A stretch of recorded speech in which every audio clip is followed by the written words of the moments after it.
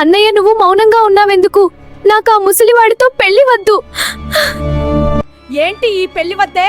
ఇంట్లో నువ్వుండొద్దు, బయటికి వెళ్ళిపో. నీకింతకంటే మంచి సంబంధం వస్తుందా ఏంటి? నోరు మూసుకొని ఈ పెళ్లి చేసుకో. ఒక 17 సంవత్సరాల అమ్మాయిని ఆమె యొక్క సొంత అన్నయ్య మరియు వదిన కలిసి 68 ఏళ్ల వృద్ధుడితో పెళ్లి చేసి అమ్మేస్తే అప్పుడు ఆ అమ్మాయి ఏడుస్తూ బయటకు పరిగెత్తుతుందా, లేక ఆ ఇంట్లో ఏదో ఒక అద్భుతం జరుగుతుందా? దాన్ని చూసి ఆ వదినకు కళ్ళు తిరిగినట్టు అయిపోతుందా? చూద్దాం. అది ఒక చిన్న గ్రామం, నది ఒడ్డున ఒక చిన్న ఇల్లు. ఆ ఇంట్లో శాంతి ఉండేది. ఆమెకు 17 సంవత్సరాలు. చిన్నప్పుడే తల్లి చనిపోయింది. ఆ తర్వాత కొద్ది రోజులకి తండ్రి గుండెపోటుతో చనిపోయాడు. మిగిలింది అన్న రమేష్. కానీ అన్న భార్య లలితకు అసలు దయ అనేది ఏమాత్రం లేదు. శాంతిని ఆమె ఒక బానిసలాగా చూసేది, ఒక పని మనిషిలాగా చూసేది. ఉదయం నుంచి రాత్రి వరకు శాంతి ఇల్లు తుడవడం, బట్టలు ఉతకడం, పొలం పని, వంట పని అన్నీ శాంతే చెయ్యాలి. ఏంటే శాంతి, ఇంకా నిద్ర లేవలేదా? ఇక్కడ నువ్వు మహారాణి అనుకుంటున్నావా ఏంటి?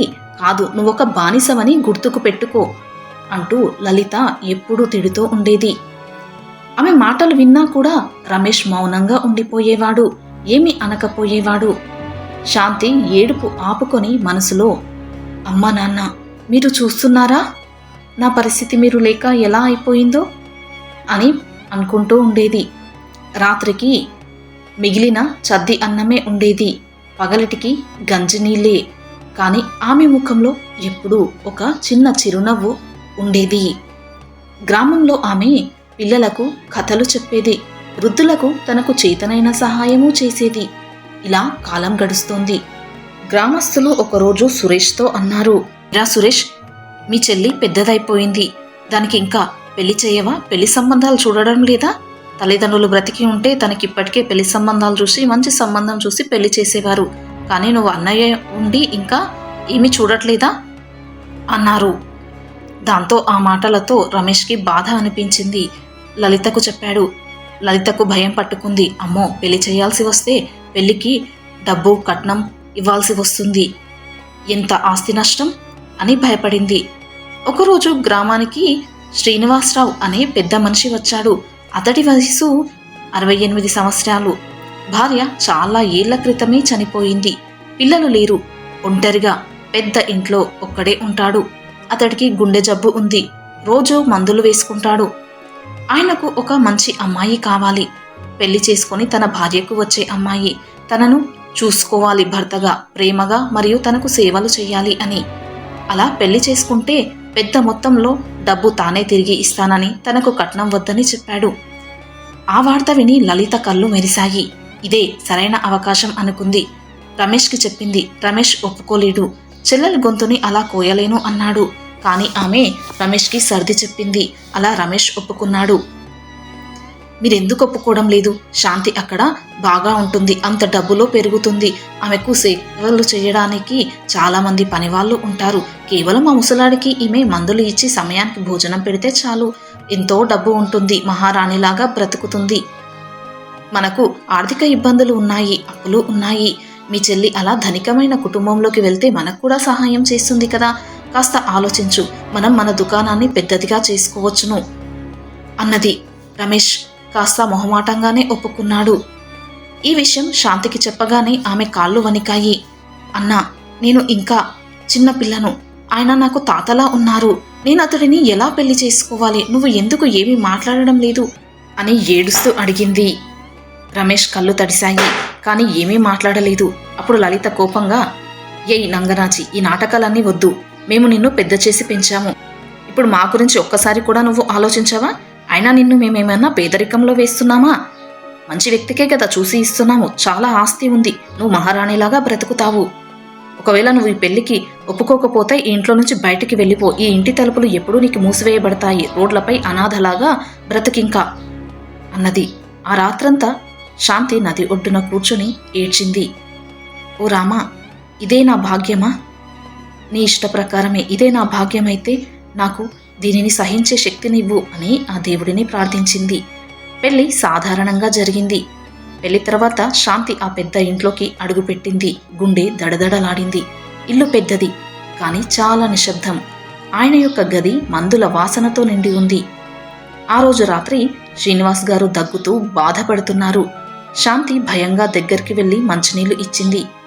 ఆయన ఆమె వైపు చూసి మెల్లగా అన్నారు, అమ్మాయి, నీకు ఇది చాలా పెద్ద బాధ అని తెలుసు. నా వయసు నీకు తాతయ్యలాగా ఉంది. నిన్ను భార్యగా నేను చూడలేను, కానీ నీకు ఏమీ కొరత రాకుండా చూస్తాను. ఈ పని చేసినందుకు నన్ను క్షమించు. పని వాళ్ళని ఎంతమందిని పెట్టుకున్నా వాళ్ళు నమ్మకంగా ఉంటారన్న నమ్మకం లేదు. అందుకే ఈ పని చేయాల్సి వచ్చింది అన్నాడు. అతని కళ్ళు తడిశాయి. అది చూసి శాంతి కళ్ళు తడిశాయి. మీరు నా భర్త, మీ సేవ నా ధర్మం. భగవంతుడు అందుకే నన్ను మీ దగ్గరికి పంపాడు అంది ఆమె కన్నీళ్లతో. అతడు మౌనంగా ఉండిపోయాడు. అలా మొదలైంది ఆమె యొక్క కొత్త జీవితం. ఉదయం లేచి పూజ చేసి ఆయనకు మందులు ఇచ్చి మెత్తని ఆహారం తయారు చేసి తినిపించేది. దగ్గు వచ్చినప్పుడు దగ్గరగా కూర్చొని ఆయనకు ఆసరాగా ఉండేది. రామాయణం కథలు చదివి వినిపించేది. ఆయన ఆరోగ్యం కొంచెం కొంచెంగా మెరుగైంది. శాంతి, నువ్వు దేవతవి, నా పాపాలకి ప్రాయశ్చిత్తంగా వచ్చావు అనేవాడు. ఆమె నవ్వేది. ఇలా 4 సంవత్సరాలు గడిచాయి. నిజానికి డాక్టర్లు ఆయనకు ఇంకా 6 నెలలు మాత్రమే బ్రతుకుతారు అన్నారు. కానీ శాంతి యొక్క ప్రేమతో, సేవతో, సహనంతో ఆయన 4 ఏళ్లు బ్రతికారు. ఇలా చివరి రోజు ఆయన శ్వాస ఆగిపోయింది. శాంతి ఆయన చేతులు పట్టుకుని ఏడుస్తుంది. శాంతి, నీకు సంతోషాన్ని, సుఖాన్ని ఇవ్వలేకపోయాను, కానీ నేను నిన్ను కూతుర్లా ప్రేమించాను. నా ఆస్తి అంతా నీదే అని ఆమె చేతిలో చేయి వేసి ప్రాణాలు విడిచాడు. శాంతి గుండె చీలిపోయింది. రోజుల తరబడి ఏడ్చింది. అప్పుడు వచ్చారు ఆస్తి కోసం బంధువులు, లలిత, రమేష్ కూడా. అప్పుడు వకీల్ వీలునామా చదివాడు. నా రక్త సంబంధీకులకు ₹1 కూడా నా ఆస్తిలో వాటా లేదు.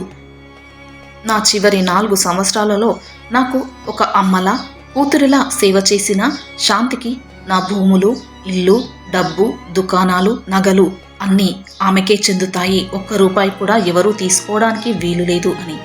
అది విని అందరూ షాక్ అయ్యారు. లలిత నోరు తెరిచి ఉండిపోయింది. తర్వాత లలిత ఎంతో ప్రేమతో శాంతితో ఇలా చెప్పింది, శాంతి పాప, నిన్ను మేము ఎంతో ప్రేమగా చూసుకుంటాం. అయినా ఇంత డబ్బుని ఒక్కదానివి ఎలా హ్యాండిల్ చేయగలవు? మాతో పాటు మా ఇంటికి రా, మేము అంతా చూస్తాం. లేదా నేను మీ అన్నయ్య ఇక్కడికి వచ్చేస్తాం. మనం ఇదంతా కలిసి చూసుకుందాం అంది. శాంతి ఆమె వైపు చూసింది. కళ్ళల్లో ఇప్పుడిక భయం లేదు, ఒక బలం ఉంది. ఆమె చెప్పింది ధైర్యంగా, వదినా, నాకు ఒక గిన్నెడు అన్నం కావాలన్నప్పుడు నన్ను తిట్టావు. సద్దిది పాడైపోయిన అన్నాన్ని పెట్టావు. సాయం కావాలన్నప్పుడు నన్ను వృద్ధుడికి అమ్మేశావు. నాకు ఆ భగవంతుడు ఆ బాధని నాకు ఒక వరంగా మార్చాడు. ఇక మీకు సహాయం చేయను, మీరు వెళ్ళవచ్చును అని. లలిత, రమేష్ కళ్ళల్లో కన్నీళ్లతో పశ్చాత్తాపంతో వెళ్ళిపోయారు. శాంతి ఆ డబ్బును తన స్వార్థానికి వాడలేదు. ఆమె ఆ వృద్ధుడు శ్రీనివాస్ పేరుపై అనాథ ఆశ్రమాన్ని కట్టింది. అనాథ పిల్లలకు చదువు, పెళ్లిళ్లు చేసింది. వృద్ధాశ్రమం పెట్టి ఒంటరి వృద్ధులను చూసుకుంది. ఇప్పుడు గ్రామంలో అందరూ ఆమెను శాంతమ్మ అని పిలుస్తారు. ఆమె నవ్వులో నిజమైన సంతోషం ఉంది. ఎందుకంటే సహనంతో, ఓర్పుతో ఉన్నవాడికి భగవంతుడు ఊహించని మార్గంలో అవకాశాలు ఇస్తాడు. ఎవరైతే ఇతరుల బాధలలో సంతోషిస్తారో వాళ్ళే చివరికి ఏడుస్తారు. కాదంటారా? ఈ వీడియోపై మీ విలువైన అభిప్రాయాన్ని తప్పక కామెంట్స్లో తెలియచేయండి. అలాగే వీడియో నచ్చితే ప్లీజ్ లైక్ చేసి సబ్స్క్రైబ్ చేసుకోండి. Thanks for watching.